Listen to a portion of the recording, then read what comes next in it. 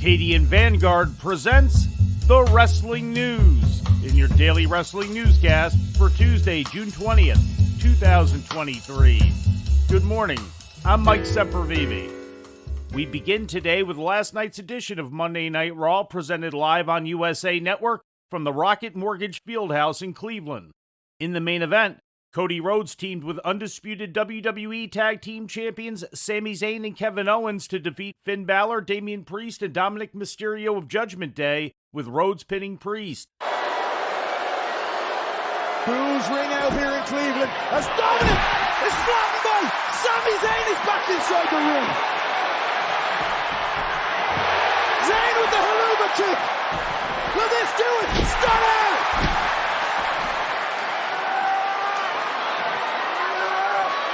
Is it Cody's turn? Crossroads! Hooks the leg! For the victory! Got it! The opening angle of the show saw WWE World Heavyweight Champion Seth Rollins injured by a sneak attack from Balor, which continued later in the back. Rollins was later shown being checked out at a local hospital and still vowing to make his title defense against Braun Breaker on tonight's episode of NXT. Logan Paul made his return to WWE TV on the show, declaring that he'd been granted a spot in the upcoming men's Money in the Bank ladder match. This announcement caused the other qualifying participants to come to ringside, resulting in a pull-apart brawl. The show also featured the final qualifying match for the women's Money in the Bank ladder match, with Trish Stratus getting past Raquel Rodriguez via disqualification due to outside interference from Becky Lynch. Oh, Becky Lynch, the man! Lynch is here, neutralizing Zoe Stark. Trish now wanted to get her hands on Becky. But oh! Hey, ref! Yes! Hey, ref!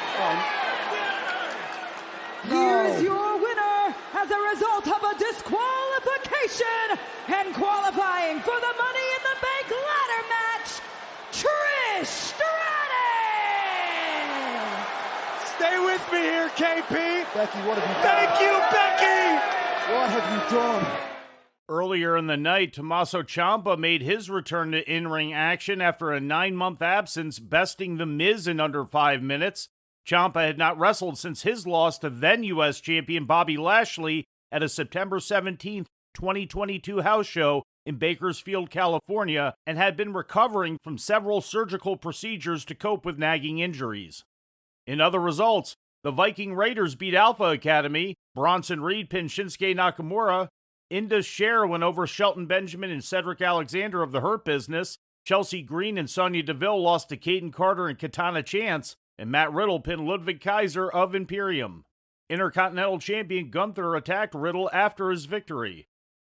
An advertised match between Natalya and World Women's Champion Rhea Ripley did not take place after Ripley laid out Natalya on the entrance ramp before the opening bell. In Impact Wrestling news, Moose has re-signed with the company, according to an announcement yesterday on Twitter. The 7-year Impact veteran revealed that his new deal is the longest-term contract in Impact history, tweeting, quote, "Right now when you hear Impact Wrestling, AJ Styles and Kurt Angle are the top names that come to mind. I want my name to be at the top of that list. So with that goal in mind, I have more to get done before my time in Impact is done." End quote. Moose is a 2-time former Impact Grand Champion and held the Impact World title from October 2021 through April of 2022. In news from Mexico, CMLL, the world's oldest active wrestling company, has announced its 90th anniversary show. The event will take place at the historic Arena Mexico on Saturday, September 16th at 5 p.m. local time. No matches or talent have yet been announced for the show. The largest arena built specifically for pro wrestling, Arena Mexico opened its doors on April 27, 1956, for a card headlined by El Santo and Medico Asesino against Blue Demon and Rolando Vera, and has been the home of CMLL/EMLL ever since. It stands on the original site of the smaller Arena Modelo, which housed CMLL events dating back to the promotion's debut on September 21, 1933. And before we leave you today, we'd like to remind you that however you consume your content, you can find the wrestling news 24 hours a day and 7 days a week across social media. On Twitter, follow us at Wrestling News AV. Our Facebook page is also Wrestling News AV. The Wrestling News can also be found on the Arcadian Vanguard YouTube page. And for those who utilize Amazon Echo devices, just tell Alexa to play the Wrestling News podcast. And remember to make sure you add podcast at the end. Once again, for daily updates, breaking news, and more, follow the Wrestling News across social media. And that's the news for today. If anything happens, we will be here to tell you about it. No clickbait, no paywall, just the Wrestling News.